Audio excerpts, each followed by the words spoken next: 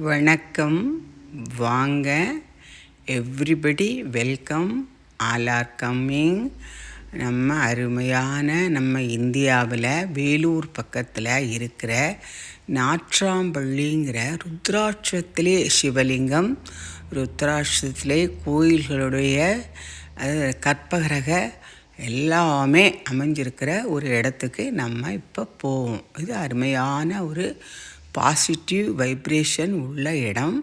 இவங்க எந்தவித டொனேஷனும் வசூல் பண்ணாமல் அந்த ஸ்படிக மாலை, ஸ்படிக லிங்கம், உத்ராட்சம் அது சம்மந்தப்பட்ட சிவன் சம்மந்தப்பட்ட பொருள்களை குறைந்த விலைக்கு சேல் பண்ணி இதை ஒரு தர்ம காரியமாக, மங்கள காரியமாக, ஆன்மீக விஷயமாக இதை பண்ணிட்டு வராங்க.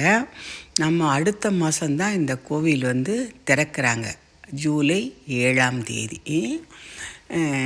அதுக்கு அடுத்த வருஷம் அடியில் 12 அடி உயரத்துக்கு ஒரு சிவபெருமானை பிரதிஷ்டை பண்ண போகிறாங்க. அது 24th. அது எவ்வளோ சீக்கிரம் இறையருளால் அதிகமாக மாலைகள் விற்று பணம் வசூலாகுதோ அடியார்கள் கையில் தான் இருக்குது. ரொம்ப அற்புதமான ஒரு இடம் இல்லை. இந்த இடத்துல தங்குறதுக்கெல்லாம் வசதி இல்லை. அப்புறம் நமக்கு ரெஸ்ட் ரூம் போகிறதுக்கு வசதி இல்லை. ஃபாரின்லாம் ஒரு கபோர்டு கொண்டு வச்சுருவான், 4-5 கபோர்டு வரிசையாக. அங்கே இருக்கா என்னன்னு தெரியல, ஏன் அது அவங்க இல்லைன்னு சொல்கிறாங்கன்னு தெரியல. நிறைய நேரம் லாங் ஜேர்னி பண்ணி வரவங்க, அப்புறம் திடீர்னு சுகராக இருக்கவங்க, அதாக இருக்கவங்க டக்குன்னு பாத்ரூம் போகிறதுனா அதுக்கு அவங்க கூடிய விரைவால் இறைவருளால் 4 பாக்ஸ் வாங்கி வச்சுட்டாங்கன்னா பிரச்சனையே இல்லை. இல்லாட்டி நம்ம ஊர்களில் போடுற மாதிரி ஒரு மறைவிடம் ஒரு 3 பக்கம் வச்சு ஒரு டோர் வச்சு 3 கல் வச்சிடலாம். அந்த மாதிரி ஏதாவது ஒரு கேரி பேக் அந்த மாதிரி ஏதாவது வச்சிடலாம். ரொம்ப அருமையாக இருக்குது. அப்புறம் அன்னதானம் வேற கொடுங்குறாங்களாம். அந்த ஏற்பாடு பண்ணியிருக்காங்களாம். ரொம்ப அருமையாக அற்புதமாக இருக்குது பாருங்கள். அந்த அடியார் இதை யார் இதை எடுத்து நடத்தி இதை பாதுகாத்து இதுக்கு வேலையெல்லாம் பார்க்குறாரோ அந்த அடியார் எல்லாம் சொல்லிட்டு வராரு. ரொம்ப அருமையாக இருக்குது.